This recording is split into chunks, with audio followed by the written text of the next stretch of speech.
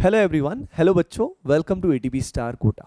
जैसा कि आप सभी ने टाइटल एंड थंबनेल में देख ही लिया होगा, आज हम बात करने वाले हैं उन स्टूडेंट्स के लिए जो पार्शियल ड्रॉप करना चाहते हैं। सबसे पहले मैं आप सभी को बताना चाहता हूं, जिनको नहीं पता है कि पार्शियल ड्रॉप का मतलब क्या है। इसका मतलब ये है कि बच्चा ड्रॉप तो करना चाहता है, लेकिन अपनी कॉलेज की जो सीट है उसको भी वेस्ट नहीं करना चाहता, वो रिस्क नहीं लेना चाहता।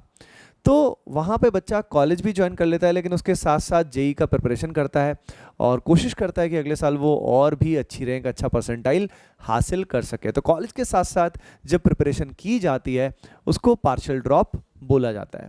तो दो बातों का जवाब मैं देने वाला हूँ इस एक सिंगल वीडियो में, that is the one stop solution for all of you. पहला तो कि क्या मुझे पार्शियल ड्रॉप करना चाहिए कि नहीं। अगर आपका जवाब हाँ है तो तैयारी कैसे करनी चाहिए, इन दोनों सवालों का जवाब मिलेगा। सबसे पहला जो सवाल है वो ये है, शुड आई पार्शियल ड्रॉप और नॉट। देखिए बेटा, बात सिर्फ इतनी है, पहले आपको ये क्लियर होना चाहिए कि जो भी XYZ कॉलेज आपको इस समय मिल रहा है, अभी के अभी पेन एंड पेपर लीजिए अपने साथ और उस कॉलेज को लिख लीजिए मोस्ट प्रोबेबली जो आपको मिलने वाला है। अगर आप उस कॉलेज से डिसेंटली सेटिस्फाइड है या लाइक फॉर एग्जाम्पल एवरेज भी एटलीस्ट कि हाँ भाई ठीक ठाक कॉलेज मिल रहा है, तभी ज्वाइन करें उसको। अगर वो बिलो एवरेज है, यानी फॉर एग्जांपल आप बिल्कुल ही सेटिस्फाइड नहीं है, तो उस कॉलेज के साथ तैयारी करना और भी रिस्की हो जाएगा। तो फर्स्टली पार्शियल ड्रॉप आप तभी करें जब आपको एक डिसेंट कॉलेज एटलीस्ट मिल रहा है। यानी फॉर एग्जांपल मान लीजिए आप एम कर रहे हैं कि मुझे आईआईटी दिल्ली जाना था और अभी फॉर एग्जांपल आपको मिल रहा है एनआईटी कुरुक्षेत्र, राइट, या आपको एनआईटी इलाहाबाद में जाना था, आपको मिल रहा है अभी एनआईटी सिलचर, या फॉर एग्जांपल आपको उसके बाद कोई सेकेंडरी कॉलेज मिल रहा है, लेकिन दैट इज डिसेंट इनफ, तभी तो आपको उसको सीट खोने का डर रहेगा। नहीं तो वैसा कॉलेज तो आपको कभी भी मिल सकता है, अगले साल भी मिल सकता है, राइट। तो पार्शियल ड्रॉप हमें तभी करना चाहिए जब हमें अभी एक डिसेंट इनफ कॉलेज मिल रहा है। दूसरा, एक बात ध्यान रखिएगा, जब हम कॉलेज लाइफ में जाते हैं तो कॉलेज लाइफ में आप जानते हो यार, मस्ती भी बहुत होती है, क्योंकि ज़्यादातर बच्चे तो पार्शियल ड्रॉप करते नहीं है। तो मस्ती जब बहुत होती है वहाँ जाके, तो वहाँ पे आप सभी समझ रहे हो हॉस्टल डेज कैसे होते हैं। तो उसके बेसिस पे अगर हम देखा जाए तो डिस्ट्रैक्शंस भी काफ़ी स्ट्रांग रहते हैं।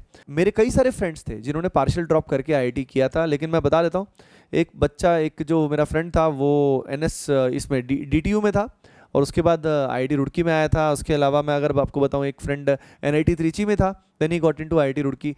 तो आप समझ रहे हो उनने पार्शियल ड्रॉप किन किन कॉलेजेस से किया है, आप समझ रहे हो क्या। यानी आपका कॉलेज एक डिसेंट इनफ तो होना चाहिए, तभी उसके साथ साथ तैयारी आप करोगे तो एक एनवायरनमेंट भी मिल पाएगा, प्लस उसके लिए वर्थ है, दोनों ये कहते हैं ना कि अपना जो पाँव है वो दो नावों में नहीं होना चाहिए, राइट। तो यहाँ पे आप दो नाव में पाँव रखते हो, पर उसमें अपने को एक नाव ऐसी होनी चाहिए जो ऑलरेडी अच्छी है, काफ़ी स्टेबल नाव है, राइट।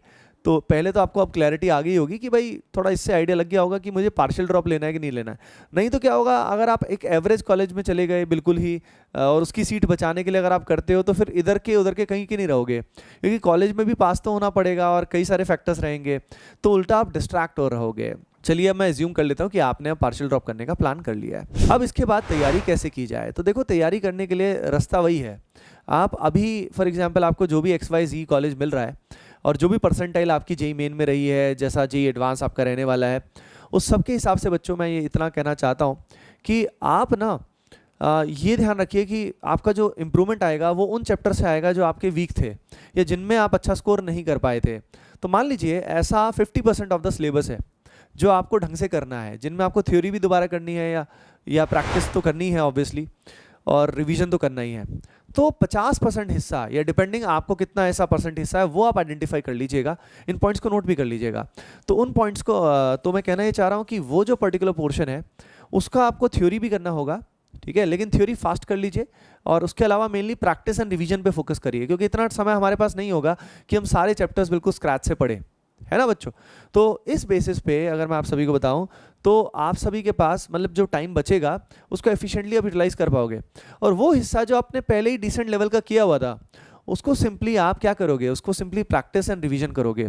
उसमें आप सभी को थ्योरी में वही कंसेप्ट दोबारा कर लेने हैं, कोई पर्टिकुलर सब टॉपिक्स जो आपको ठीक से नहीं समझ में आए थे, कुछ पर्टिकुलर सब टॉपिक्स होते हैं, तो उनको आपको रिफाइन करना है, उनको आपको बेहतर बनाना है, यानी आपकी स्ट्रेंथ्स को और भी पावरफुल बनाना है। लेकिन मेनली आपका स्कोर जो बूस्ट होगा बच्चों, वो होगा आपकी वीकनेसेस को ताकत में बदलने से, और उसको बदलने के लिए मैंने आपको रास्ता बता दिया है।